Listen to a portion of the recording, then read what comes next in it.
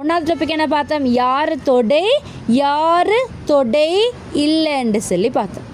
தொடைன்னு சொன்னால் எங்களுக்கு உறுதியாக சொல்லக்கூடிய ஆக்கள் தான் தொடை. அப்படின்டா இப்போ 1ற்கும் 10ற்கும் இடையில் உள்ள இரட்டை எண்கள் எங்களுக்கு உறுதியாக சொல்லிடும்.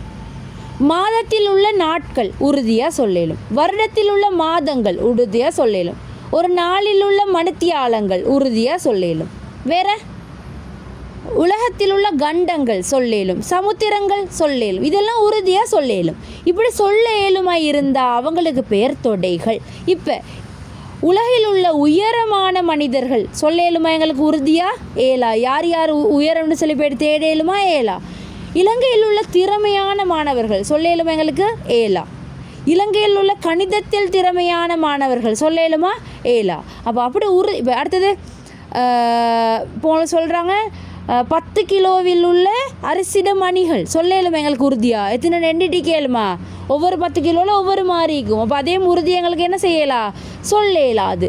அப்போ அப்படி சொல்ல இயலாமல் இருந்துச்சின்னு சொன்னால் அதுக்கு நாங்கள் சொல்ல இயலாட்டி அது தொடை இல்லை. சொல்ல இயலும்டால் மட்டும் தான் தொடை. இது 1வது பார்த்தோம். அடுத்தது மூலகங்களை குறிக்கிறது பார்த்தோம். உதாரணத்துக்கு என்னது பார்த்த? திகதி என்பதில் உள்ள எழுத்துக்கள். அப்போ என்ன? ஏண்டு போட்டு சமன் போட்டு இந்த ரெட்டை அடைப்பு போட்டு இதில் உள்ள ஒவ்வொருத்தரையாக கமா போட்டு எழுதணும். ஒத்தரை ஒருக்கத்தான் எழுதணும். அடுத்தது ஏண்டு சொன்னால் என்னான்னு பார்த்தோம். ஏண்டு சொன்னால் இங்கே எத்தனை பேர் இருக்கிறாங்கன்னு எண்டி போடுற 2.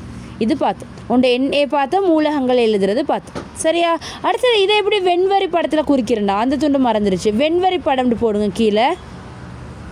வெண்வரி படம்னு சொல்லி போட்டேன்னாண்டா நீங்கள் ஒரு ரவுண்டை வரைஞ்சி இதில் உள்ள ஆக்களை எழுதி இவருக்கு என்ன பேர் வச்சுக்கிறோம்? அதை போட்டு காட்டுறோம். இப்படி காட்டுறது தான் வெண்வரி படம். போட்டுக்கோங்க. இது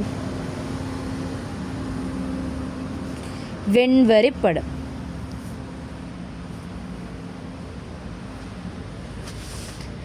ஏ சமன் தீனா காணா என் ஏ சமன் 2 வெண்வரி படம்னு போட்டு இது எழுதிக்கோங்க. அம்புக்குறி இப்படி வைக்கணும். இந்த ரவுண்டை நோக்கினதாக வைக்கணும்.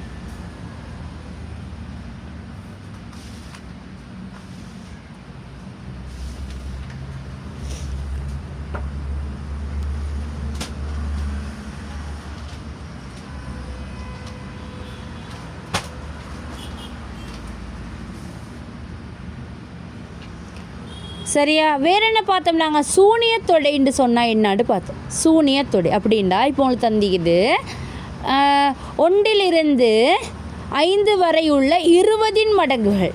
20ஆம் வாய்ப்பாடு 1லேருந்து 5 மட்டும் மீக்குதா உள்ளுக்கு? இல்லையே. அப்போ அதில் இல்லாட்டி அந்த பிரக்கெட் இப்படி வெறுமையாக வரும். என்பி எல்லாமே என்ன செய்யும்? பூச்சியம். ஒன்றுமே இல்லை எண்டி போடுறதுக்கு. அப்படி ஒன்றுமே இல்லாமல் வந்து அதுக்கு பேர் சூனியத்தொடைன்னு சொல்லி பார்த்தோம். அடுத்து முடிவுள்ள தொடை முடிவிலி தொடைன்னு பார்த்தேன். இப்போ உதாரணத்துக்கு ஒற்றை எண்கள்னு சும்மா இருக்குது. அப்போ 1 3 5 7 9 101 1001 எல்லாமே வரும். அப்போ அது முடியுதா? இல்லை. முடியாட்டி நாங்கள் என்ன செய்வோம்? கொஞ்சம் பேரை மட்டும் ப்ரெக்கெட்டில் எழுதிட்டு இப்படி 3 டொட்டை வச்சு காட்டுவோம். அப்போ இப்படி முடியாத தொடைக்கு பேர் முடிவிலி தொடை. இப்போ 1லிருந்து 10 வரை உள்ள ஒற்றை எண்கள். 1லிருந்து 10 வரை. அப்போ 1 3 5 7 9 இது என்ன செய்யறதுக்கு மேலே எழுதணுமா? 10 மட்டும் தானே எழுத தேவையில்லை. அப்போ இது முடிஞ்சிருச்சு. இப்படி முடிஞ்சா இதுக்கு பேர் தான் முடிவுள்ள தொடை. சரிதானே? இது தான் இன்றைய படித்தது. அடுத்து முதன்மை எண்கள் பார்த்தோம், ஒற்றை எண்கள் பார்த்தோம், சதுர எண்கள் பார்த்தோம். சரிதானே? இரட்டை எண்கள் பார்த்தோம். இதெல்லாம் பார்த்தோம். இவெல்லாம் என்ன வைக்கணும்? இப்போ நான் போடுற கேள்வியை எனக்கு இப்போயே செஞ்சு அனுப்பணும். 2 பேருமே இப்போயே செய்யணும். கட்டாயம் அனுப்பணும். இல்லாட்டி கோல் எடுப்பேன்னு. சார் லீவ் ஆகிட்டு கேள்வியை செய்யுங்க. செஞ்சு எனக்கு அனுப்புங்க.